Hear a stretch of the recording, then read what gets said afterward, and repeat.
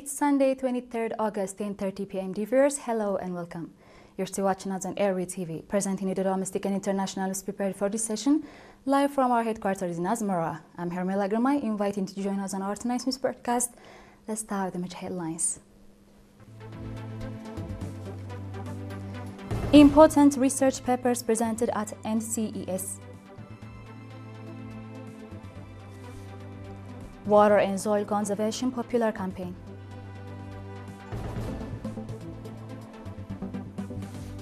Iran says any country joining U.S. economic war to be considered as an enemy. And dozens of people abducted in attacks on villages in Nigeria. In our domestic news, participants at the National Conference on Eritrean Agricultural Studies 2026 indicated that important research papers that could make a significant contribution to the development of the agricultural sector were presented at the conference. Engineer Timnit Girmay of the Eritrean Standards Institution said that the research papers presented could contribute significantly to supporting agricultural experts, transforming the traditional agricultural system into a modern one, and enhancing farmers' production and productivity.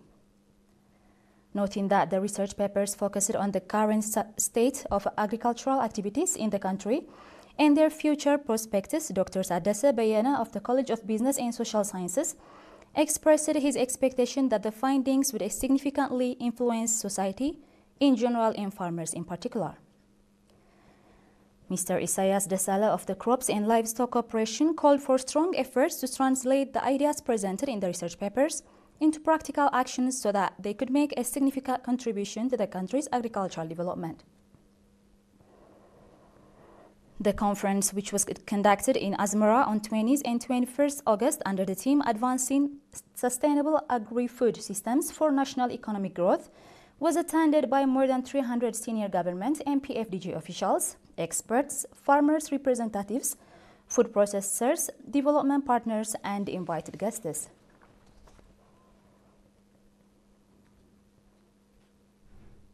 In other news, members of the Tourism Service Provision Association conducted a water and soil conservation popular campaign in the Bitgergis area from 17th to 22nd August. During the campaign, 50 people from various tourism service institutions participated daily and carried out commendable activities. Mr. Solomon Girmay, chairman of the association, said that the program was a continuation of the greening campaign launched by the association in 2021.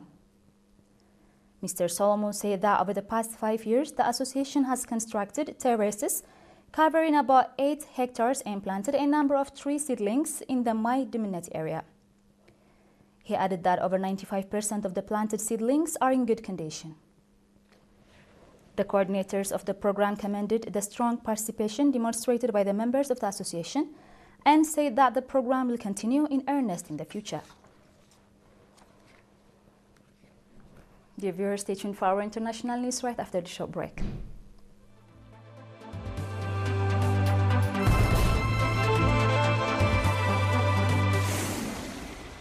Welcome back.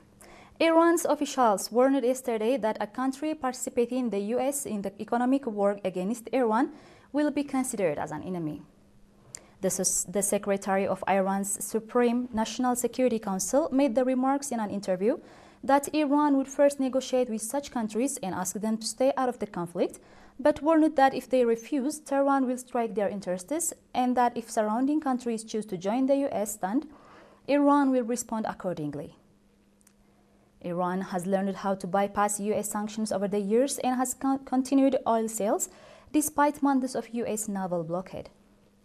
Iran's officials also repeated that the Hormuz Strait will remain closed unless the United States fulfills its commitments under the Iran-U.S. Peace Memorandum of Understanding signed in June, adding that Washington must act first this time.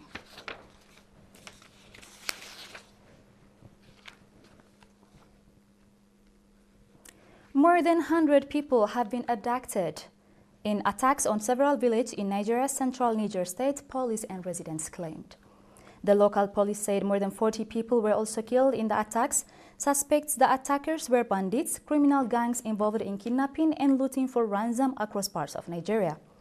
Among 308 people, the authorities had said been rescued in a major security operation, including more than 160 people abducted in neighboring Kwara state. Last week, more than 20 people were killed in the local government area, according to local officials. Despite repeated military and police operations, large parts of Niger state remain difficult for security forces to access, allowing armed groups to operate from forested areas and carry out attacks on isolated communities. In other news, American spy agency returned dozens of looted artifacts to Egyptian government officials during a ceremony held Friday in Los Angeles.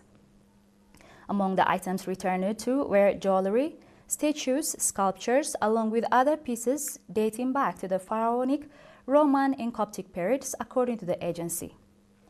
According to the FBI agency, U.S. law enforcement agencies have returned more than 5,000 archaeological and cultural artifacts to Egypt over the past decade.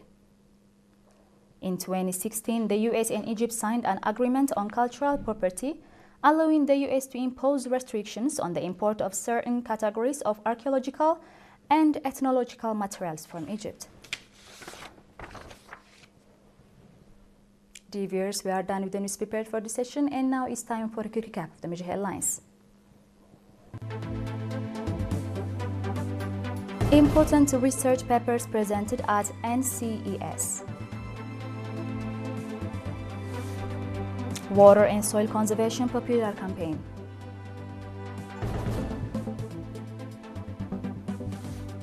Iran says any country joining U.S. economic war to be considered as an enemy.